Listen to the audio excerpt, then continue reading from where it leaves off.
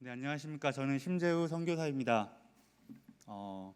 교회에서 저를 그동안 많이 보셨던 분들도 계실 테고, 저 인간은 누구인가 이렇게 궁금하실 분들도 계실 텐데, 저는 태국에서 지난 4년간 사역하고, 그 다음에 지금 한국 본부로 들어와서 한국 본부를 2년째 사역하고 있습니다. 그동안 교회에서 저를 보면서 저분은 누굴까 관심도 없으셨던 분들도 계실 텐데, 오늘 저를 보시고 앞으로는 우리 청년부랑 함께 같이 인사하고 할 수 있었으면 좋겠습니다. 저 영상에 제가 나오네요. 되게 죄송합니다. 늘 꽃미남 우리 박철홍 목사님 보시다가 제 얼굴 나오는 거 보니까 좀 죄송합니다. 여러분, 성경 전체를 한 단어로 요약하면 과연 어떤 단어로 요약할 수가 있을까요? 사랑이다, 혹은 감사다, 믿음이다, 복음이다. 여러 가지 얘기로 사람마다 정의가 다를 테고 사람마다 얘기하고 싶은 내용이 다를 겁니다. 제가 지난 학기 학교 수업 시간에 이제 수업을 듣는데, 그 교수님께서 신학생 시절에 미국에서 이제 신학할 때 그 담당 교수님께서 이제 모든 사역을 다 은퇴하시고 정리하시고 이제 학교를 떠나가는 마당에 제자들을 불러 모으시고 하신 얘기가 이 질문이었다고 합니다. 너네들 성경 전체를 한 단어로 요약하면 도대체 뭐가 될 것 같냐? 그들이 이 신학생들이 여러 가지 대답들을 했답니다. 그런데 이분 교수님께서 하신 말씀이 한 단어로 요약하면 바로 따른다는 것이다. 미국이었으니까 follow라고 얘기했죠. follow란 단어로 성경 전체를 요약할 수 있다라고 스승님께서 제자들에게 이야기하셨다고 합니다. 여러분들의 생각은 어떠십니까? 정말 이 follow란 단어가 정말 성경을 요약하는 단어인 것 같습니까? 아니면 우리 마음속에 다른 단어도 떠오를 수 있을 것 같습니다. 혹시 여러분들은 진심으로 누군가를 따라가 본 적이 있으십니까? 진심으로 혹시 있으십니까? 요즘 우리 시대는 이 follow라는 단어가 굉장히 가볍게 쓰이고 있습니다. 트위터나 인스타그램이나 페이스북을 하시면 우리가 가볍게 누릅니다. 팔로우. 그리고 내 마음에 들지 않으면 언팔. 그리고 이렇게 팔로우 해놓고 이쪽에서 마팔 안 해주세요, 마팔 해주세요, 이런 것들을 요구하게 됩니다. 이런 가벼운 의미의 팔로우는 성경에서 정말로 말하고 있는 이 팔로우라는 의미와는 굉장히 다릅니다. 저는 제가 선교사로 헌신한 이후에 저는 한 선교사님을 만났습니다. 그분은 저희 지금 NIBC의 시니어 선교사님이시고, 그리고 태국 선교사님으로 양병화 선교사님이란 분이십니다. 제가 그분을 처음 만났을 때 제가 처음 받은 느낌은 그거였습니다. 야, 진짜 무섭게 생기셨다. 제가 다른 사람을 보면서 야, 되게 무섭게 생겼다라고 말할 정도로 굉장히 인상이 좋지 않으십니다. 물론 여러분들도 저를 보면서 똑같은 생각을 하실 수도 있습니다. 근데 제가 그분과 교제하고 그분과 이야기 나누고 그분의 사역을 들으면서 저런 게 선교구나. 나는 도대체 그분 어떻게 선교를 해야 되지? 모르겠으니까 나는 그냥 저분의 뒤를 따라가야겠다. 그래서 제가 결정한 건 그거였습니다. 이분이 무슨 얘기를 하시든지 나는 다 순종하리라. 그러고 그분을 만난 지 지금 7년이 됐습니다. 7년 동안 양병화 선교사님이 저에게 하시는 그 어떤 얘기도 저는 단 한 번도 싫습니다라고 얘기해 본 적이 없습니다. 왜냐하면 제가 생각하는 팔로우의 의미는 바로 이런 순종이었기 때문입니다. 진심으로 따라가려면 그 사람이 가지고 있는 생각, 그 사람의 태도, 그 사람의 성품, 이 모든 게 제 마음에 들어와야 되고, 제 마음에 정말 존중이 돼야 되고, 제 마음에 정말 이해가 돼야지만 우리가 그분을 따라갈 수가 있습니다. 오늘 성경에 보면은 그 요한복음 가장 마지막 부분에 베드로 이야기가 나옵니다. 요한이 썼는데 베드로 이야기로 끝을 맺습니다. 이 베드로라는 사람의 인생은, 우리가 베드로라는 사람의 인생을 돌이켜 볼 때 이 베드로의 인생은 처음부터 끝까지 그냥 예수님을 쫓아가는 인생이었습니다. 우리 함께 성경을 한 세 군데 정도 찾아볼 텐데요. 먼저 찾아보겠습니다. 마가복음 1장 16절에서 18절입니다. 우리 함께 같이 찾아서 몇 절 안 되니까 함께 읽도록 하겠습니다. 마가복음 1장 16절에서 18절입니다.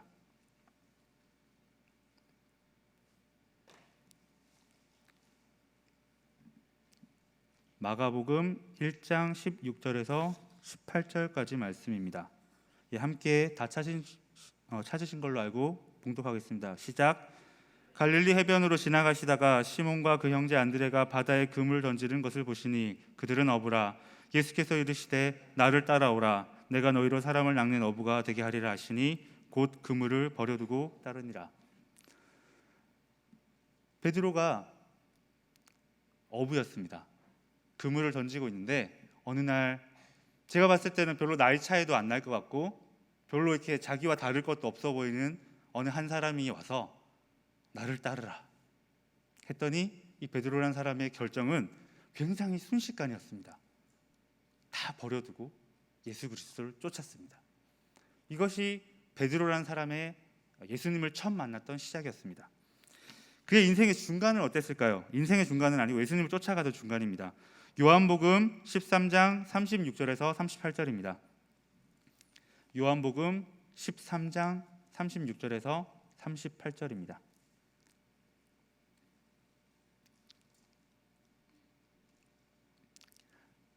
요한복음 13장 36절에서 38절입니다. 찾으신 것 같으니까 함께 읽겠습니다. 시작. 시몬 베드로가 이르되 주여 어디로 가시나이까? 예수께서 대답하시되 내가 가는 곳에 내가 지금은 따라올 수 없으나 후에는 따라오리라. 베드로가 이르되 주여 내가 지금은 어찌하여 따라갈 수 없나이까? 주를 위하여 내 목숨을 버리겠나이다. 예수께서 대답하시되 내가 나를 위하여 내 목숨을 버리겠느냐? 내가 진실로 진실로 내게 이르노니 닭 울기 전에 내가 3번 나를 부인하리라. 베드로의 이 예수님을 쫓아가는 여정에서 이 중간 부분에서는 베드로는 자기는 예수님을 어디까지 끝까지 따라갈 수 있다고 얘기합니다.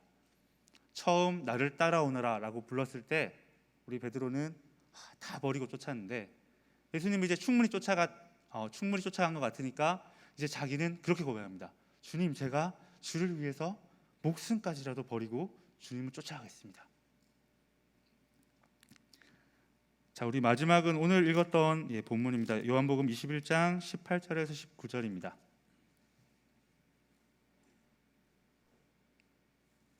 오늘 본문입니다. 21장 18절, 요한복음 21장 18절에 19절입니다.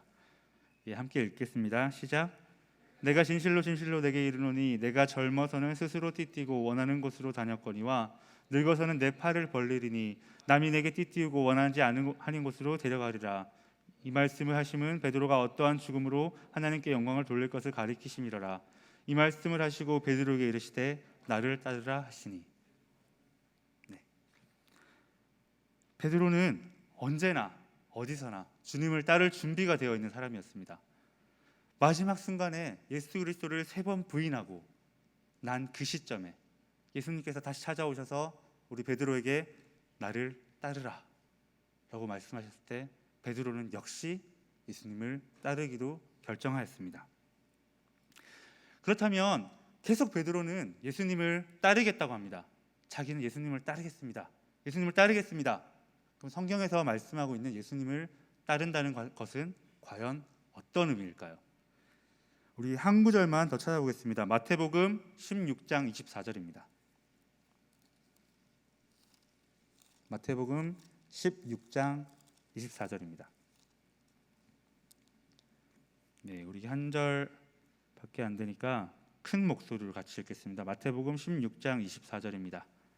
함께 봉독하겠습니다. 시작. 이에 예수께서 제자들에게 이르시되 누구든지 나를 따라오려거든 자기를 부인하고 자기 십자가를 지고 나를 따를 것이니라. 베드로는 어떻게 따라야 되는지를 예수님께 배웠습니다.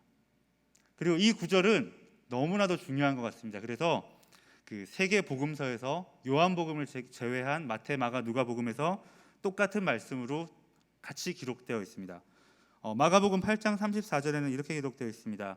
무리와 제자들을 불러 이르시되 누구든지 나를 따라오려거든 자기를 부인하고 자기 십자가를 지고 나를 따를 것이니라. 누가복음 9장 23절에는 또 무리에게 이르시되 아무든지 나를 따라오려거든 자기를 부인하고 날마다 제 십자가를 지고 나를 따를 것이니라. 오늘 성경은 우리에게 예수님을 따르는 것이 어떤 것인지를 말씀해주고 있습니다. 바로 먼저 자기를 부인해야 한다고 말하고 있습니다. 베드로가 예수님을 그렇게 죽기까지 쫓아가겠다고 얘기했지만 우리 예수 그리스도께서는 네가 닭 울기 전에 3번 나를 부인할 것이다 라고 이야기했습니다. 베드로는 그 말씀을 믿지 않았습니다. 아니 주님, 저는 주님을 쫓을 것입니다. 죽기까지라도 주님을 쫓아갈 것입니다. 그런데 베드로는 여러분들이 잘 알다시피 정말로 닭 울기 전에 3번 주님을 부인합니다. 그리고 나서 베드로의 인생은 더 이상 예수 그리스도를 쫓는 인생이 아니라 자기를 부인하고 자기 십자가를 지고 예수님을 쫓는 인생이 아니라 자기 안의 상처, 자기 안의 연민, 자기가 스승을 버리고 부인할 수밖에 없었던 자기의 그 신세를 한탄하는 인생으로 돌아갑니다. 그래서 이 요한복음 21장 오늘 읽었던 이 본문 이전에 예수께서 다시 나타나셔서 너네들에게 깊은 곳에 그물을 던지라고 말씀하실 때까지 베드로의 인생은 이제 그저 한낱 촌 어부에 불과한 인생을 살게 되었습니다. 그렇게 예수 그리스도를 따르겠다고 고백했고 그렇게 나는 정말 죽기까지 주를 쫓겠다고 고백했던 베드로의 인생이 자신이 예수 그리스도를 부인한 그 사건으로 인해서 더 이상 예수 그리스도를 쫓지 못하고 자기 인생의 무게에 눌리게 되고 자기가 예수 그리스도를 부인한 그 인생 때문에 더 이상 예수 그리스도 근처에도 가지 못하는 인생으로 전락해 버리게 됩니다. 이때 베드로는 더 이상 예수 그리스도를 바라보고 있지 않습니다. 우리가 예수 그리스도를 쫓으려면 우리의 시선이 누구에게 향해 있어야 됩니까? 우리가 어떤 사람을 보고 쫓아가려면 우리의 시선은 바로 그분께 향해 있어야 합니다. 제가 양병환 선교사님이라는 분을 보고 쫓아갈 때 저의 시선은 그분께 있었습니다. 도대체 이분께 내가 무엇을 배울 수 있을까? 도대체 이분이 말씀하시는 성경은 무엇일까? 도대체 내가 선교사로서 어떻게 살아야 되는지를 저는 그분의 삶을 통해서 배웠습니다. 우리 베드로가 예수 그리스도를 쫓아가야 될 때도 마찬가지였습니다. 하지만 그는 그 삶의 무게, 예수 그리스도를 부인했다라는 그 절망감 때문에 더 이상 예수 그리스도를 쳐다보지 못하고 바라보지 못하고 그의 시선은 자기를 향한 자기에 대한 좌절, 자기에 대한 절망 때문에 자기 내면만 바라보고 있었습니다. 내 안의 상처, 내 안의 힘듦, 내 안의 어려움만 베드로는 바라보고 있었습니다.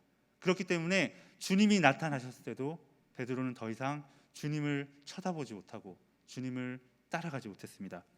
오늘 21장 18절 말씀에 그렇게 18절 말씀이 아니라 죄송합니다. 21장 12절 말씀에 그렇게 나오고 있습니다. 예수께서 이미 생선을 잡으라고 해서 153마리를 잡는 기적을 맛본 이후에도 12절 말씀을 보면은 예수께서 이르시되 와서 조반을 먹으라 하시니 제자들이 주님이신 줄 아는 고로 당신이 누구냐 감히 묻는 자가 없더라.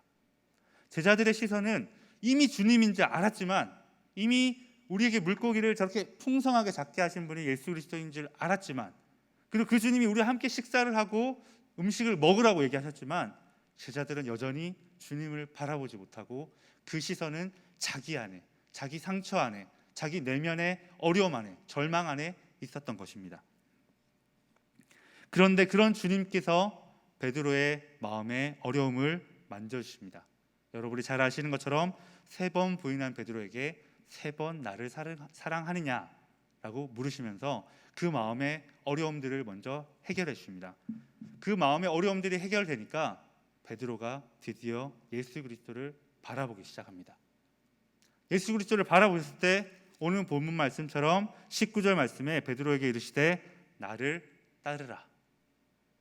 더 이상 우리의 시선이 우리에게 갇혀 있지 않고 우리의 절망스러운 죄나 허물이나 우리가 가지고 있는 힘든 부분에 머물러 있지 않고 우리의 시선이 내가 아니라 예수 그리스도를 바라볼 때 그제서야 우리는 주님을 쫓아갈 수 있는 것입니다. 나에게 머물러 있던 시선, 내 안을 향해 있던 시선이 바뀌어서 내 앞에 계신 예수 그리스도를 바라볼 때에만 우리가 예수 그리스도를 쫓아갈 수 있는 것입니다. 그리고 그런 예수 그리스도를 쫓아가려고 결정한 베드로에게 예수님께서는 새로운 말씀을 주십니다. 그것이 바로 18절입니다. 내가 진실로 진실로 내게 이르노니 내가 젊어서는 스스로 띠띠고 원하는 곳으로 다녔거니와 늙어서는 내 팔을 벌리리니 남이 내게 띠띠우고 원하지 않는 곳으로 데려가리라. 이게 축복일 것 같습니까? 저주일 것 같습니까?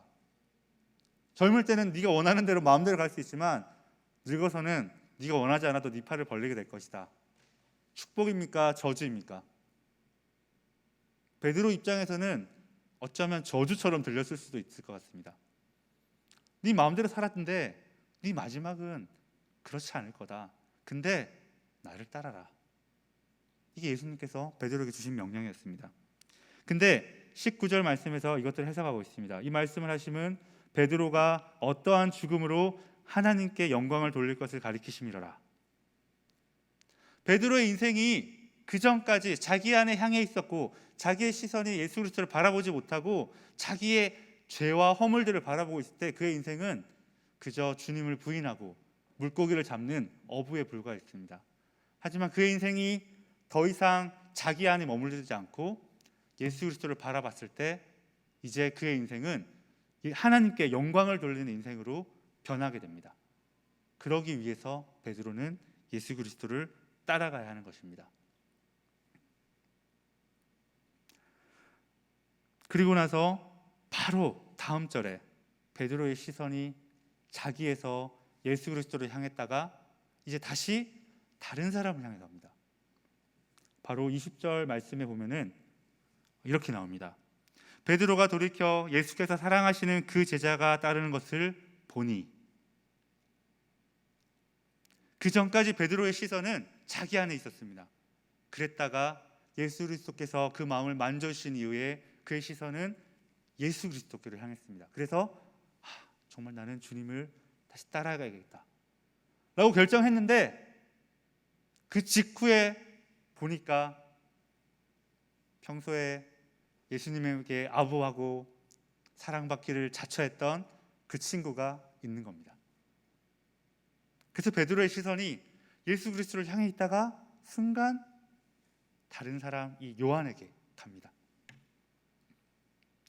자기가 회복되고 자기가 용서받고 내가 더 이상 내 안에 머물러 있지 않으니까 이 시선이 주님께 고정되어야 되는데 이 시선이 다른 사람에게 향하는 것입니다. 그랬더니 예수님께서 하시는 말씀이 무엇입니까? 21절 말씀입니다. 우리 함께 읽을게요. 21장 22절 말씀입니다. 죄송합니다. 22절 말씀입니다. 함께 읽겠습니다. 시작. 예수께서 이르시되 내가 올 때까지 그를 머물게 하고자 할지라도 내게 무슨 상관이냐? 너는 나를 따르라 하시더라. 베드로는 예수님께 향했던 시선을 잃었습니다. 예수님께 집중했던 시선을 잃고 그 시선이 다른 친구 사도 요한에게 자기 시선이 옮겨졌습니다. 이때 예수님께서 하신 말씀은 바로 그겁니다. 굳이 우리식으로 해석하자면 그렇습니다. 시끄럽고 너는 나를 따르라. 얘가 어떻게 될지 네가 알 바 아니다. 네 문제가 아니다. 하지만 네가 할 것은 나를 따라라. 선교를 가거나 우리가 신앙생활을 하거나 우리가 어디에 있든지 우리의 시선이 어디로 향해 있는지는 굉장히 중요합니다. 왜냐하면 우리의 시선이 향해 있는 곳에 우리의 마음이 있고 우리가 그것을 쫓아갈 수 있기 때문입니다. 그동안 혹시 내 안을 바라보고 나를 바라보고 있던 시선이 있었다면 이제 그 시선을 나에게서 주님께로 돌리시기를 원합니다. 그리고 이미 내 안에 해결받아서 더 이상 내 안에 그런 문제가 없어서 이제는 나는 괜찮으니까 이제 주변 사람들이 보이기 시작한다면 그 시선도 거두어서 주님께로 향하게 되시기를 원합니다. 베드로가 시선을 잃었을 때 그는 주님을 부인하게 되었습니다. 베드로가 물 위를 걸었을 때 베드로의 시선은 한결같이 주님을 바라보고 있었습니다. 그런데 베드로가 그 시선을 잃고 파도를 바라봤을 때 베드로는 더 이상 물 위를 걸을 수가 없었습니다. 주님께로 갈 수가 없었습니다. 베드로는 물 위를 걷다가 시선이 파도를 향했을 때 무서워하며 드디어 빠지게 되었습니다. 여러분들은 어떠십니까? 선교를 나가는 우리 선교팀원들, 그리고 선교를 갔다 온 우리 한동 NIFC 친구들, 그리고 이 선교 공동체를 파송하시는 우리 청년교회 여러분들, 여러분들의 시선은 지금 어디에 있습니까? 그리고 지금 누구를 쫓고 있습니까? 예수 그리스도라는 어떤 계정을 쉽게 클릭해서 팔로우하고 있지는 않습니까? 자기를 부인하고 자기 십자가를 지고 쫓아야 되는 그분을 너무나도 쉽게, 그리고 우아하게, 가볍게 그분을 쫓고 있지는 않습니까?